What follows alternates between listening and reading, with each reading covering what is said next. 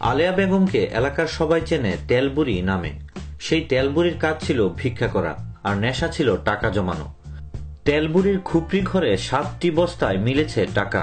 6 জন মানুষ সকাল থেকে সন্ধ্যা পর্যন্ত গুনেছেন এসব টাকা। টাকার পরিমাণ ছিল 97,221 টাকা। কেবল টাকা নয়, তেলবুড়ির খুপড়ি ঘরে পাওয়া গেছে 101টি নতুন শাড়ি এবং 200টি লাক্স সাবান, আর চাল পাওয়া গেছে 1 মণ। গতকাল বুধবার বরিশাল নগরীর বটতলা এলাকার আদম আলী হাজী গলিতে এই ঘটনা ঘটে।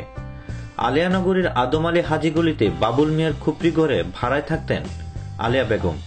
গ্রামের বাড়ি বাকেরগঞ্জ উপজেলার চরাদিতে। আলেয়ার স্বামীর নাম মোক্তার হোসেন। তিনি মারা গেছেন বহু আগেই। গত সোমবার 70 বছরের বেশি বয়স্ক আলেয়া ওরফে তেলবুড়ি মারা যান নিজের ঘরেই। স্থানীয় বাসিন্দারা তাকে মৃত অবস্থায় পান। তার নিকটাত্মীয় তৈয়ব আলী লাশ গ্রামে নিয়ে পারিবারিক কবরস্থানে দাফন করেন। ঘরের মালিক বাবুল মিয়ার উপস্থিতিতে তৈয়ব আলী মালামাল বাইরে আনতে গিয়ে বিপাকে পড়েন, কারণ চালের পলিব্যাগে রাখা মালামাল কোনোভাবেই তিনি নাড়াতে পারছিলেন না।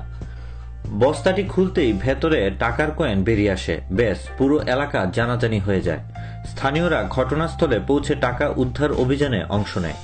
চালের একটি পলিথিনের বস্তা সবচেয়ে বেশি 2 টাকার নোট ছিল। পাটের রশি দিয়ে বস্তার মুখ বাঁধা ছিল। আনুমানিক 2 টাকার নোট ছিল প্রায় 60,000 টাকার। এছাড়া 6টি ছোট ছোট শপিং ব্যাগে 1 ও 5 টাকার কয়েন ছিল প্রায় 20,000 টাকার। তবে পলিব্যাগে 100 টাকা মূল্যের কোনো নোট ছিল না। সকাল থেকে সন্ধ্যা পর্যন্ত 6 জনে মিলে টাকা গণনা করেন। প্রায় 1 যুগ আগে বাবুল মিয়ার ছোট খুপড়ি ঘর ভাড়া নেন আলেয়া। প্রথম দিকে 150 টাকা মাসিক ভাড়া নির্ধারিত থাকলেও পরে তিনি আর ভাড়া দেননি। স্বামী সন্তান নেই এমন পরিচয় দিয়ে আলেয়া ভিক্ষাবৃত্তি শুরু করেন। তবে বটতলা এলাকার বাইরে তিনি কখনোই যেতেন না। সবার কাছে 2 টাকা দাবি করতেন।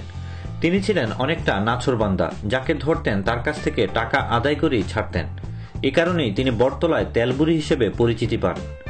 বটতলার বাসিন্দা সাইদুল ইসলাম লিমন বলেন, প্রতিবেশী মারুফের ঘরে তেলবুড়ি ঝিয়ের কাজ করতেন।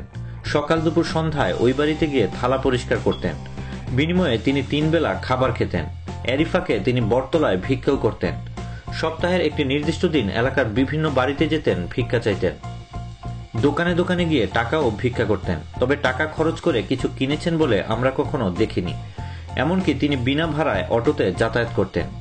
ঈদের আগে বাড়ি বাড়ি গিয়ে তিনি নতুন শাড়ি চাইতেন। কেউ কেউ শাড়িও দিতেন। শাড়ির শখ থাকলেও বুড়ি কখনো নতুন শাড়ি পরতেন না। বাবুল মিয়া বলেন, প্রায় 1 যুগ ধরে আলেয়া আমার টিনের ঘরে ভাড়াটে হিসেবে থেকেছেন।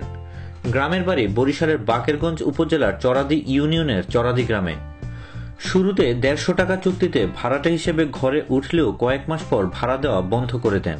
কিন্তু ভিক্ষা করে জীবনযাপন করায় ভাড়ার জন্য কখনোই চাপ দিতাম না। বাবুল মিয়া আরো বলেন, আলেয়া কখনো তার ঘরে কাউকে ঢুকতে দিতেন না। সবসময় ঘরের দরজা বন্ধ থাকত। কিন্তু তার ঘরে এত টাকা থাকতে পারে তা আমাদের ধারণার বাইরে ছিল। পূর্ব বগুড়া রোড জামে মসজিদের ইমামের ছেলে সাকিব জানান, ভিক্ষাবৃত্তির মাধ্যমে জমানো টাকা থেকে 20,000 টাকা আলেয়ার বাড়ির সামনের একটা মসজিদে দান করা হয়েছে। ওই টাকায় মসজিদের মাইক কেনা হবে। এছাড়া যারা সকাল থেকে সন্ধ্যা পর্যন্ত টাকা গুনেছেন তাদের 7,000 টাকা দেওয়া হয়েছে। বটতলা জামে মসজিদের সামনে এলাকাবাসীর উদ্যোগে আয়োজিত মাহফিলে 1,000 টাকা দান করা হয়েছে। বাসার বকেয়া ভাড়া বাবদ 3,000 টাকা পরিশোধ করা হয়েছে। বাকি টাকা আলেয়ার 2 ভাইকে বুঝিয়ে দেওয়া হয়েছে। দেশ বিদেশের নিত্য নতুন খবরাখবর জানতে সাবস্ক্রাইব করে আমাদের সঙ্গেই থাকুন।